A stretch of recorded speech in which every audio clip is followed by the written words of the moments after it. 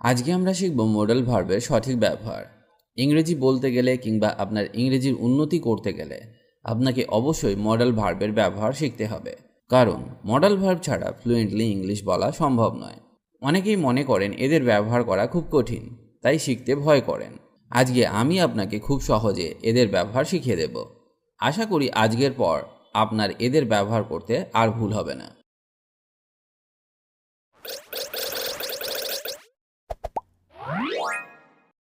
Shahid English Academy. আজকে আমাদের 10 নম্বর class. এর আগের 9টি ক্লাস মিস করে থাকলে অবশ্যই একবার দেখে নেবেন। তাহলে চলুন শুরু করা যাক আজকের ক্লাস। চলুন প্রথমে শিখে নেওয়া যাক ক্যানের ব্যবহার। ক্যান মানে পারা। কোনো একটি কাজ করতে পারবো কিনা বা সেটি করা সম্ভব কিনা তা বলার সময় বাক্যে ক্যানকে ব্যবহার করা হয়। সামর্থ্য অর্থে ক্যানকে ব্যবহার করা হয়। আবার কখনো কোনো কিছুর অনুমতি দিতে বা কোনো কিছুতে অনুরোধ করতেও বাক্যে ক্যানকে ব্যবহার করা হয়। এবার শেখা যাক কিভাবে ক্যানকে বাক্যে ব্যবহার করা হয়। পাখিরা উড়তে পারে। The birds can fly. The birds can fly. এখানে পারা বা সামর্থ্য বোঝাতে ক্যানকে ব্যবহার করা হয়েছে। আমি খেলতে পারি। I can play. I can play. আমি সাঁতার কাটতে পারি। I can swim. I can swim. আমরা জল ছাড়া বাঁচতে পারি না। We can't live without water. We can't live without water.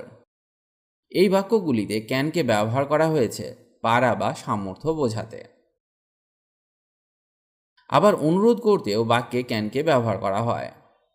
For example, তুমি কি আসতে পারবে? এটা একটা অনুরোধ, তো এর ইংরেজি হবে can you come. Can you come. তুমি কি আমাকে সাহায্য করতে পারবে? Can you help me? Can you help me? অনুমতি অর্থে ক্যানকে ব্যবহার করা হয়। ফর এক্সাম্পল, আমি কি আসতে পারি? Can I come? এটা একটা অনুমতি। আরেকটি বাক্য দেখা যাক। আমি কি খেতে পারি? Can I eat? Can I eat? আশা করি আমি আপনাকে ক্যানের ব্যবহার ভালোভাবে শেখাতে পেরেছি। এবার চলুন শেখা যাক কুডের ব্যবহার। ক্যানের পাস্ট ফর্ম হলো কুড। কুড মানে পারতাম। ফর এক্সাম্পল, সে কাজটি করতে পারত। He could do the work. He could do the work. আমি ইংরেজি বলতে পারতাম। I could speak English. I could speak English. অনুরোধ করতেও বাক্যে কুডকে ব্যবহার করা হয়। তুমি কি আমাকে পথটা বলতে পারবে? এটা একটা অনুরোধ। Could you tell me the way? Could you tell me the way? আর একটা উদাহরণ দেখা যাক। আপনি কি ওটা আবার বলবেন? Could you repeat that? Could you repeat that? আবার সৌজন্য প্রকাশ করতে কুডকে প্রেজেন্ট টেন্সে ব্যবহার করা হয়ে থাকে। যেমন, আমি কি আপনার পেন্সিল ব্যবহার করতে পারি? Could I use your pencil? Could I use your pencil? আমি কি তোমার ফোন ব্যবহার করতে পারি? Could I use your phone? Could I use your phone? এখানে আমরা ক্যানকে ব্যবহার করতে পারতাম, কিন্তু কুড ব্যবহার করার ফলে বাক্যটি অনেক পোলাইট হয়ে গেল। এতে একটা সৌজন্য প্রকাশ পেল। এবার আমরা শিখব মেয়ের ব্যবহার। সম্ভাবনা বা অনুমতি অর্থে মেয়েকে ব্যবহার করা হয়। যেমন, আগামীকাল বৃষ্টি হতে পারে। এটা একটা সম্ভাবনা, বৃষ্টি হতেও পারে আবার নাও পারে, তো এর ইংরেজি হবে ইট মে রেইন টুমরো। ইট মে রেইন টুমরো। আর একটা উদাহরণ দেখা যাক। আমি কি খেতে পারি? May I eat? May I eat? এটা একটা অনুমতি, মানে আপনি কারো কাছে একটা অনুমতি চাইছেন। আরও কয়েকটি উদাহরণ দেখা যাক যাতে আপনি আরও ভালোভাবে শিখতে পারেন। আমি কি শুরু করতে পারি? May I begin? May I begin? আমি কি এটি খেতে পারি? May I eat this? May I eat this? আমি কি ধূমপান করতে পারি? May I smoke? May I smoke? আমি কি জিজ্ঞেস করতে পারি কেন? May I ask why? May I ask why? এই বাক্যগুলি সবই অনুমতি অর্থে মেকে ব্যবহার করা হলো। যখন আমরা মে দিয়ে প্রশ্ন করব, সেটা মোটামুটি অনুমতি চাওয়া বোঝায়। স্পোকেন ইংলিশে এই ধরনের বাক্যগুলি বারবার ব্যবহার হয়, তাই অবশ্যই এই বাক্যগুলি শিখে রাখা উচিত। তার সাথে মেয়ের ব্যবহার ভালোভাবে মনে রাখা উচিত। সম্ভাবনা অর্থে মেয়ের ব্যবহার। তারা যেতে পারে। দে মে গো। দে মে গো, এটা একটা সম্ভাবনা। তারা যেতেও পারে, আবার নাও পারে। এটি কাজ করতে পারে। That may work. That may work. তুষারপাত হতে পারে। It may snow. It may snow. আপনি বসতে পারেন। You may sit. ইচ্ছে অর্থে মেকে ব্যবহার করা হয়, যেমন ভগবান তোমার সহায় হন। May God help you. May God help you. তুমি দীর্ঘজীবী হও। May you live long. May you live long. তুমি সুখী হও। You may be happy. You may be happy. এবার আমরা শিখব মাইটের ব্যবহার। মেয়ের পাস্ট টেন্স হলো মাইট। সম্ভাবনা অর্থে মাইটকে ব্যবহার করা হয়। ফর এক্সাম্পল, সে আসতে পারে। সি মাইট কাম। সি মাইট কাম, এটা একটা সম্ভাবনা। সে আসতেও পারে, আবার নাও পারে। আমি অফিসে যেতে পারতাম। I might go to office. I might go to office. আমার অফিস যাওয়ার সম্ভাবনা ছিল, কিন্তু কোনো কারণে যেতে পারিনি, তাই মাইটকে ব্যবহার করলাম। আবার একটা উদাহরণ দেখা যাক। আগামীকাল বৃষ্টি হতে পারে। ইট মাইট রেন টুমরো। ইট মাইট রেন টুমরো। তাহলে এখানে আমরা শিখলাম সম্ভাবনা অর্থে মাইটের ব্যবহার। সৌজন্য প্রকাশ করতে মাইটকে ব্যবহার করা হয়। তুমি আমার পেনটি ব্যবহার করতে পারো। You might use my pen. You might use my pen. তুমি আমার ফোনটি ব্যবহার করতে পারো। You might use my phone. You might use my phone. এবার শেখা যাক শুডের ব্যবহার। শ্যালের পাস্ট ফর্ম হলো শুড। সাধারণত বাক্যে উপদেশ বা উচিত বোঝাতে শুডকে ব্যবহার করা হয়, যেমন তোমার এখন যাওয়া উচিত। You should leave now. You should leave now. তোমার কঠোর পরিশ্রম করা উচিত। You should work hard. You should work hard.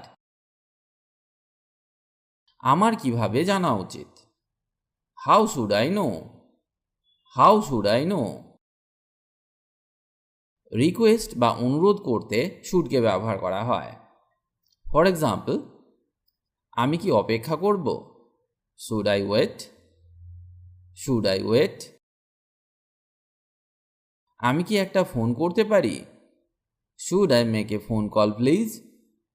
Should I make a phone call please. এবার শিখব অড টু এর ব্যবহার।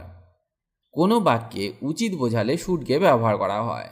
আবার শুডের পরিবর্তে আপনি অড টুকেও ব্যবহার করতে পারেন, যেমন আমাদের উচিত আইন মেনে চলা। We should obey the law. We should obey the law.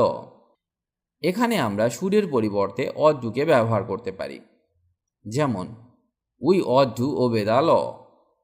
We ought to obey the law. আবার একটা উদাহরণ দেখা যাক। আমার মনে হয় আপনার শোনা উচিত। I think you ought to listen. I think you ought to listen. তোমার তাকে ধন্যবাদ দেওয়া উচিত। You ought to thank him. You ought to thank him. এবার আমরা শিখব উডের ব্যবহার। উইলের অতীতকাল বা পাস্ট ফর্ম হলো উড। সৌজন্য এবং অনিয়মিত অভ্যাস বোঝাতে উডের ব্যবহার করা হয়। যেমন সে ধূমপান করত, he would smoke. He would smoke. সে আগে ধূমপান করত কিন্তু এখন আর করে না। এটা একটা অনিয়মিত অভ্যাস, তাই এখানে আমরা উডকে ব্যবহার করলাম। আমি সাঁতার কাটতাম, I would swim. I would swim. আমি আগে সাঁতার কাটতাম কিন্তু এখন আর কাটি না। এটাও একটা অনিয়মিত অভ্যাস। এই ধরনের বাক্যগুলিতে আমরা উডকে ব্যবহার করতে পারি। তিনি প্রতিদিন 8 ঘন্টা পড়তেন, he would read 8 hours per day. He would read 8 hours per day. এটাও একটা অনিয়মিত অভ্যাস।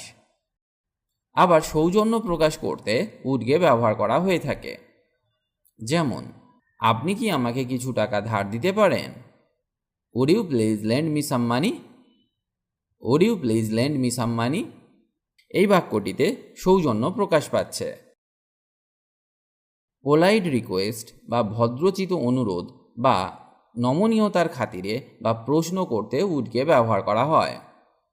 যেমন তুমি কি কিছু খেতে চাও? Would you like something to eat? Would you like something to it?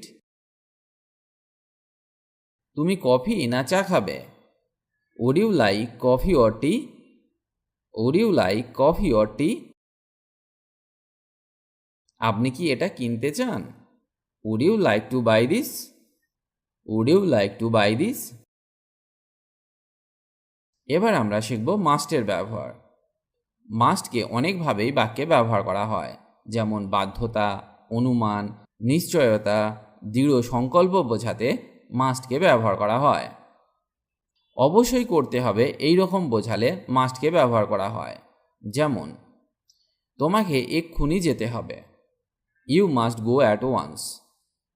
You must go at once. এটা বাধ্যতা। তাকে অবশ্যই একজন ভারতীয় হতে হবে, he must be an Indian. He must be an Indian.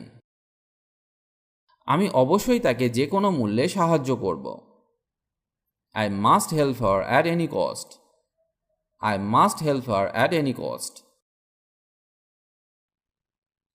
আশা করি আমি আপনাদের মডাল ভার্বের সঠিক ব্যবহার বোঝাতে পেরেছি। এবার আপনি সব জায়গায় মডাল ভার্বকে ব্যবহার করতে পারবেন, আর ভুল হবার কোনো চান্স থাকবেই না। এদের একবার দেখলে মনে থাকে না, আপনাকে বারবার অভ্যাস করতে হবে এবং ব্যবহার করতে হবে আপনার রিয়েল লাইফে, তবেই আপনি এদের সঠিকভাবে মনে রাখতে পারবেন। ভিডিওটি আজ এখানেই শেষ করছি। আবার দেখা হবে পরের ক্লাসে। ভালো থাকুন আর আমার সাথে ইংরেজি শিখতে থাকুন।